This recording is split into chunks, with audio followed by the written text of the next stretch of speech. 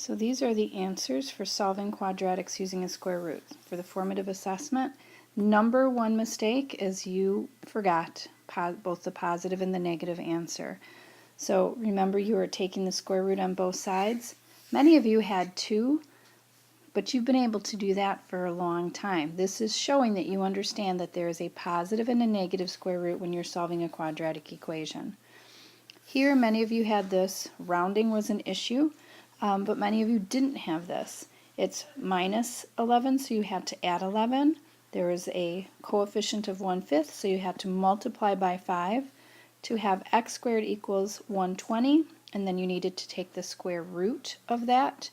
And again, the answer, both the positive and the negative, 10.95 if you're rounding to 2 decimal places. So biggest mistakes, not multiplying by the reciprocal and forgetting both the positive and the negative answer. Most of you got question 3 right. All you needed to do was take this formula and plug in the values. But again, some of you did not remember, if you have a fraction as a coefficient, to multiply by the reciprocal to get rid of it and then take the square root. Some of you forgot labels as well. It's 36 miles per hour. And the level 4 question I thought was pretty easy because you did these on your assignment. You have to isolate that quadratic part before taking the square root. So it was plus 5, so we had to subtract 5. It was multiplied by 4, so you had to divide by 4. But right here, remember, there are 2 answers. Once you take the square root, there's the positive 5 and the negative 5. So you should have had 2 separate equations and solve for x on both. So again, practice finding all square roots. Positive numbers have 2 square roots. Negative, none, 0, 1. This is for solving problems using Pythagorean theorem. There are many of you did awesome on this, but for those of you that didn't, here we go.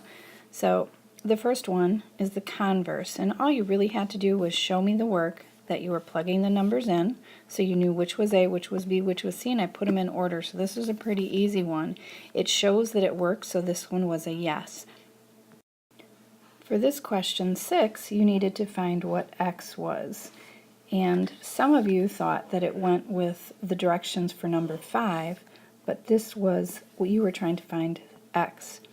You were given the hypotenuse and a leg, so it was a subtraction problem. C squared minus A squared equals B squared. Some of you forgot that if you take the square root and square it, it makes those disappear. So we did 196 minus 27 to get 169. We took the square root of each. It's only the positive one now because we're talking a distance. So many of you had that right. Quite a few of you forgot the label though. All right, Maggie's dollhouse. I drew in the height for you so you knew which part I was talking about. So here, this bottom part was 24. Most of you figured out that it's only half of that, so 12. What many of you did, though, was you added. Again, the hypotenuse and a leg was given to you. You were finding a leg, so you needed to subtract. And actually, more of you got the 4 level right than the 2 and 3 level correct, because you were adding for these, and you could add for these. It was not correct, though, if I didn't see both of the correct answers. Don't forget to show your work. I have quite a few of you that are not showing nice steps and thought process. So the trick here is x was the square root of 328, which is approximately 18.1, but we could leave it in radical form and put it in here. I am telling you right now that this is a proficient on your summative assessment, and I don't have these drawn in for you. So make sure you understand that you needed to find you needed to find x by taking these legs and finding x, and then to find y, you take this leg, and what you have is x as your other leg.